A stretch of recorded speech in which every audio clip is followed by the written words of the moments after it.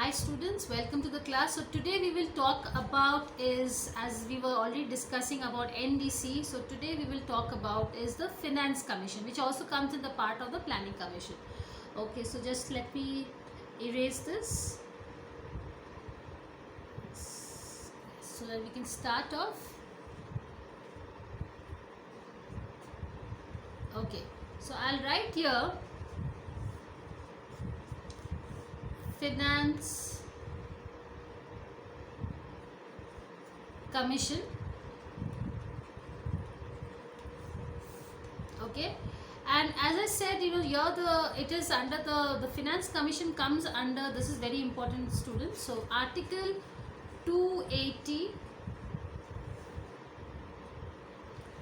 of Indian Constitution. So this Finance Commission comes under the Article 280 of the Indian Constitution. So whenever you go through the Indian Constitution and when you will search Article 280, the Finance Commission is mentioned here. Okay, so now we will see some more objectives and features of Finance Commission. So let me write it down here, features. Okay, so let me just wrap this.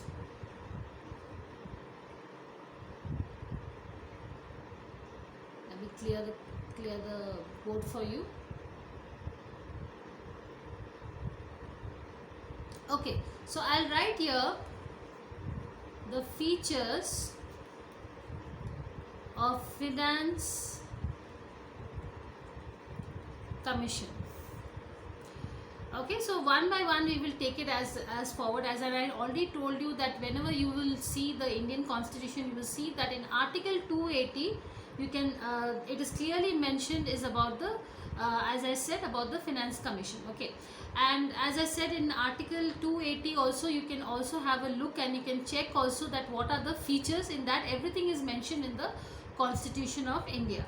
Okay, so as I said, that the functions of NDC was also very vital and it is one of the most important organization, but nevertheless even Finance Commission is also very important. Okay, so the first feature we will write is the President shall within 2 years of the commencement of the Constitution and thereafter of every 5 years. So every after 5 years, so the President shall within 2 years of the commencement of the Constitution and thereafter at the expiration of every 5 years, so thereafter every 5 years of expiration. So what is expiration? Because a president is generally for 5 years. Okay, of every 5 years or as such earlier time. Okay, so he should within this 5 years he should constitute a Finance Commission. So constitute a Finance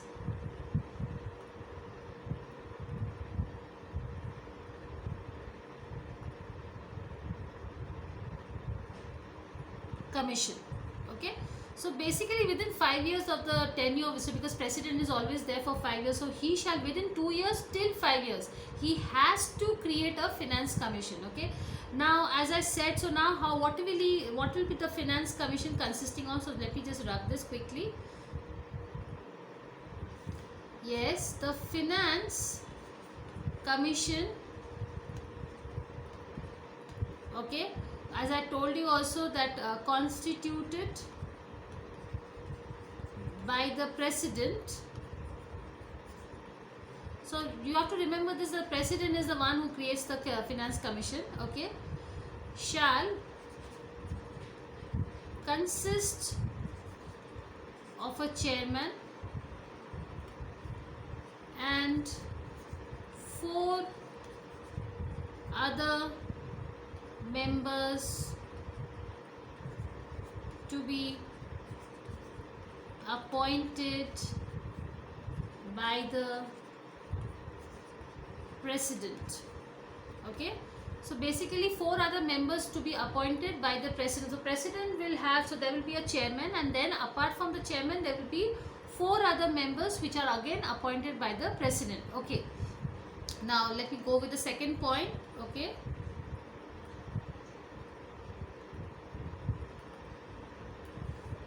the second feature is Parliament, because in the Parliament it is already there that in the Article 280 Finance Commission is there. So Parliament may by law determine the qualifications which shall be required. So what are the qualifications, that also that is mentioned in the Parliament, so which are required for the appointment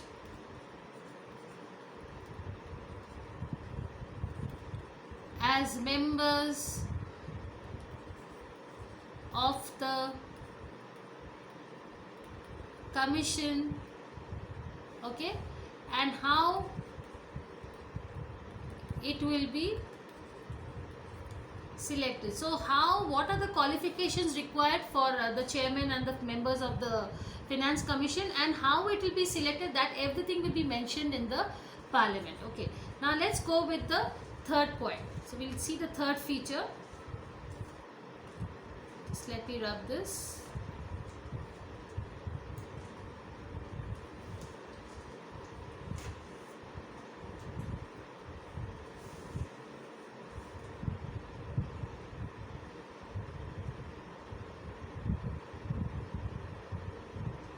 Okay, so we'll come to the third feature.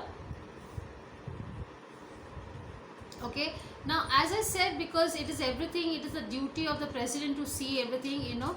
So now when this commission is created, what is the duty of the commission? So we should study about that. It shall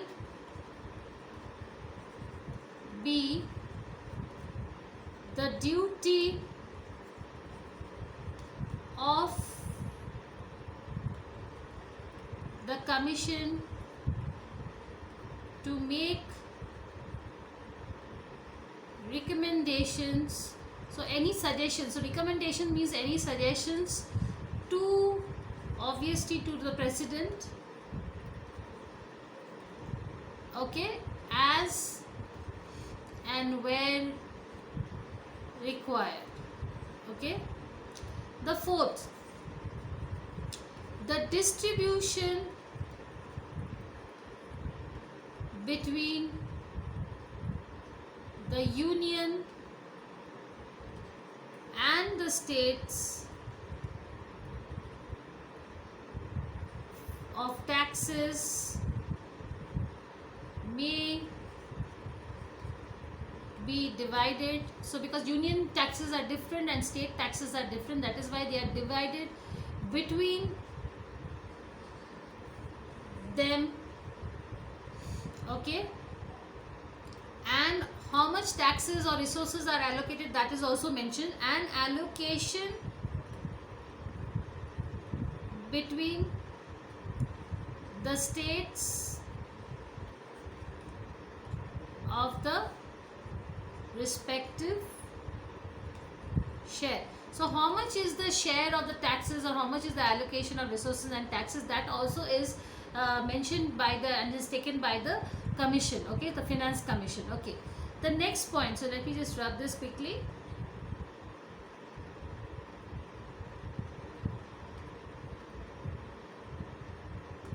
Yes, the fifth feature. Okay, the principles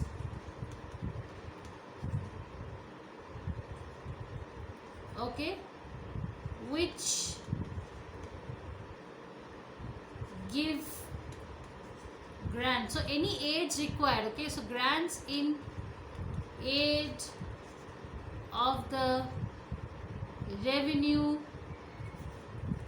of the states out of the consolidated. So what is consolidated? Whatever fund is required for the whole India, that also is, fund of India is being taken by the Finance Commission. Okay, so here the principles which are, what are the principles which governs, how much grant should be given in aid of the revenue, because see, each state has a different grant, okay, depending on the size or the population of the states. Accordingly, the grants or the, how much money should be given, should be available to the states, is also, this is based on principles and ideas, which is also taken from the Finance Commission. They only decide by the way of principles, and this entire grant is taken from the Consolidated Fund of India. So there's a Fund of India which is being divided equally to all the states of India, okay, for smooth functioning of especially the financial part. The last feature, any other matter referred to the Commission by the President in, now what is it? Because in the interest of finance. So any other financial problems are there, or any sound, some more finance steps are required. So any other matter which are related to finance, they are also, referred to the Commission by the President. So it's like, if President is the one who conveys and gives it, something else is also required. So any financial ideas or suggestions is given by the President to the Commission. Okay, so this is the thing. Now let us see how the Finance Commission is doing its work. Okay, so let me write the next topic.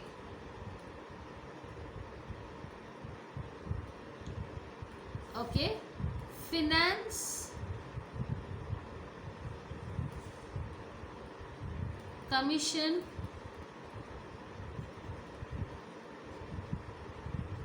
working. Okay, so now in this there is two ways. So either it can go this way, it can work, or it can go this way. Okay, so now this way it is called as vertical, and this way is called as horizontal. Okay, so generally in the work profile we see that, like, from the top level, okay, this is the top level, to the down level the work is being given, or maybe from left to right, that is also called. So now there are two ways, which is the common feature for working, the working standard of the Finance Commission. Okay, so this is the, I will write it down here, the vertical and horizontal. So it's very important, this is, imbalances are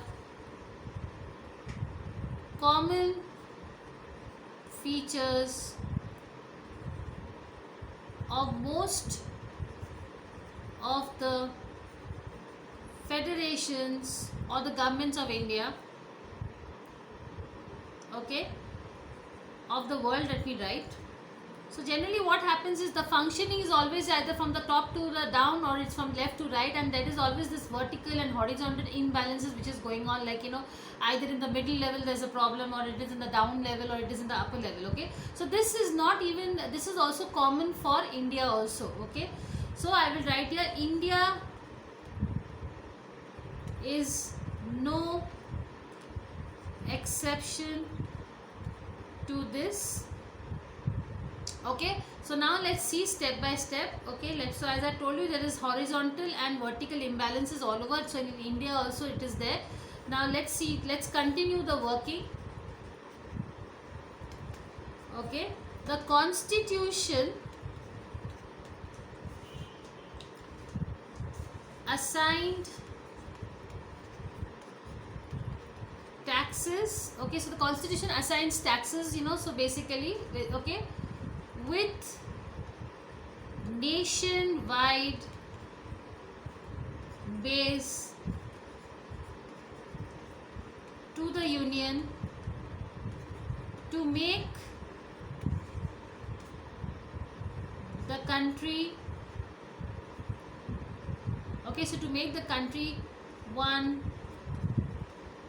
common economic space. Okay, So whatever internal barriers are there, whichever there is a problem which the constitution is facing internally, so constitution assign taxes with nationwide base to unions to make the country one common economic sphere. So what happens is, like, so now in Narendra Modi's case also, they have started this taxes, which is one nation one tax, okay, and the GST. So that's something like that only. The constitution assigns taxes with nations wide to the union. So this is like, it is given like once for all, that the taxes are allotted to the entire nation, okay, so that there is one common economic sphere, okay. And then this also stops the internal barriers of a country also, okay. Now the next thing also is states being closer to people and more sensitive to the local needs have been assigned functional response. So each and every state, where the people are very close to each other, they are given various kinds of functions, so that and they are given responsibility, okay. So what happens is that the entire revenue is distributed properly and evenly, and then so that there is no disappropriateness of the revenue. Every revenue is equally distributed in each state, and this only happens because when the people are closer to each other, like say for states of Andhra and Karnataka are very close. Karnataka is very close to Maharashtra, okay. So Maharashtra is again very close to Andhra Pradesh, okay. So West Bengal is very close to Orissa. So this is called as the mutual thing, and that is why this is a very common thing which is very much relevant. And what happens is there is no disappropriate of the finance, and finance is equally distributed, okay. And whatever the revenue was also there, so that this vertical imbalance is also stopped, okay. So that is why resulting in but sometimes what happens, there is sometimes a vertical imbalance also. Now I'll tell you why there is a vertical imbalance. Because when the states which are closer, so they will take more funds, okay, and the states which are which do not have much of relationship, they will take they will not get the full revenue. Okay, so say for example, if Maharashtra is closer to Karnataka, so they will divide, or they will use the revenue which is also was kept for the other revenue was also kept for other states, that they will be deprived. So this imbalance is also occurred, and this is also called as vertical level. So this is called as vertical imbalance. Let us talk about horizontal imbalance, which is also there in all over the world. Every country is facing this, so we will also are also facing this. Now we will talk about is the horizontal imbalances. So horizontal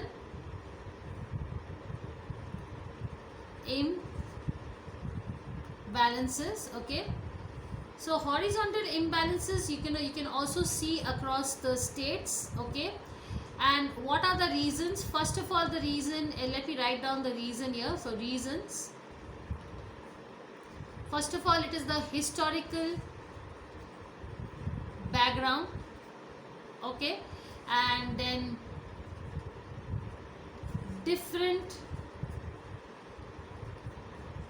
resources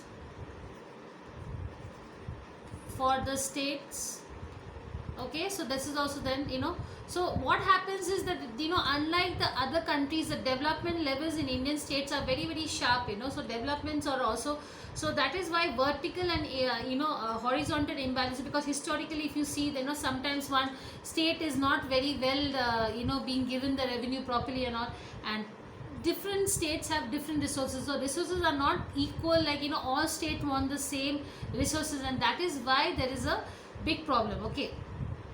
So the Indian constitution has come out with something unique to solve this problem, okay.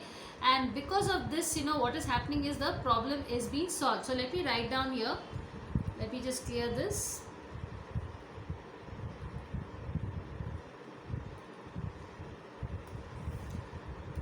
The Indian constitution helps and makes a compulsory, so I'm writing the word mandatory, so mandatory means compulsory provision to address the transfer of resources from the center to the state. So this is very important point, a very very relevant point, and you remember this also, that so this is also very important thing. So first let me see how they have done these mandatory things. Okay, so first one we'll write here, levy by duties. Please remember these points. Levy by duties by the center, but collected and